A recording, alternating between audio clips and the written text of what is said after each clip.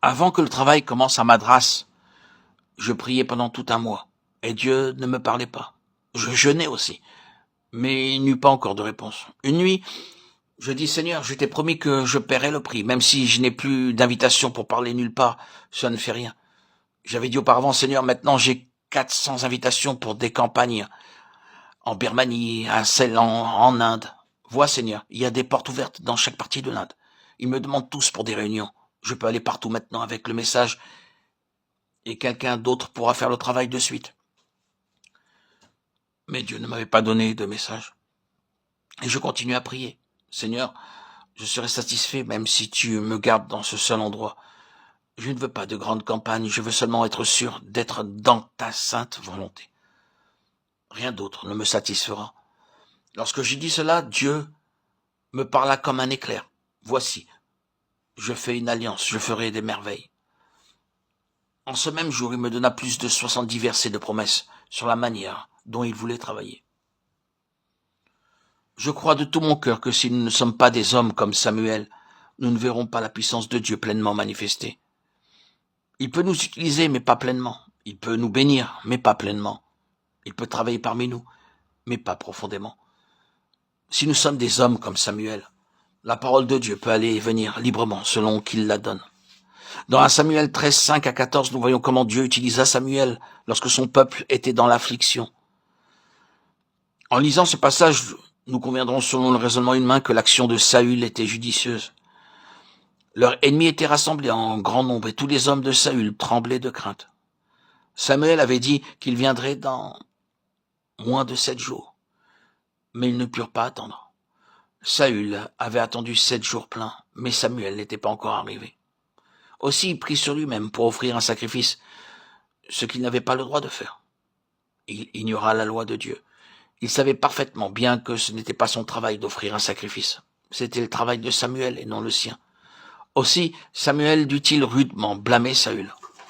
Beaucoup d'entre nous peuvent demander à Dieu qu'il agisse ou réponde à notre prière au bout d'un temps déterminé, peut-être moins de 7 jours. Dieu ne travaillera pas selon notre propre plan.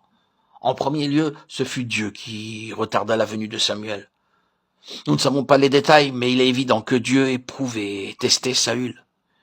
Il voulait montrer à Saül ce qu'il y avait dans le cœur d'un homme, et aussi qu'un homme comme Samuel devait obéir implicitement à Dieu. Lorsque nous constatons que les ennemis nous attaquent comme cela arriva à Saül, et quand les choses deviennent très difficiles à supporter, nous agissons souvent contre la pensée de Dieu. Notre argument peut être, c'est le travail de Dieu, on ne doit pas souffrir pour avoir de l'argent. Nous avons prié maintenant avec foi depuis tant de mois, et l'argent n'est pas venu. Aussi, allons et mendions pour cela. Même dans des groupes qui avaient commencé sur la base de la foi, je découvre des débuts de mendicité et d'appel pour l'argent. Pourquoi cela? Parce que le travail est important. Dans les temps anciens, il n'y avait pas tant de travail, disons-nous. Mais maintenant, avec tant de missionnaires à travers le monde, le travail a beaucoup grandi. Nous devons avoir plus d'argent et ainsi, il n'est pas mal de mendier pour cela. Dieu ne peut-il pas travailler aujourd'hui? Pourquoi Samuel retarda-t-il son arrivée? Il fut retardé sur l'ordre de Dieu. Dieu peut retarder l'envoi de son secours pendant quelque temps. Nous ne pouvons pas changer le principe divin. La foi veut dire la foi. Si nous disons que nous avons la foi, ce doit être une foi vivante.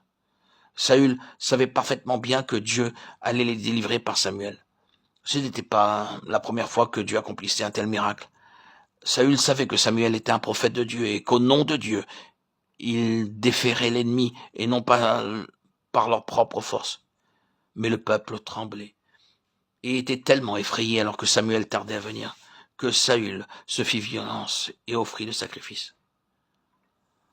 Il nous faut maintenant des hommes comme Samuel, des serviteurs de Dieu, qui, toutes les fois que le peuple de Dieu s'écarte de la vérité, toutes les fois qu'il agit contre la parole de Dieu, aient le courage de dire « Vous êtes dans l'erreur, frère. Ne vous écartez pas de votre première vision. »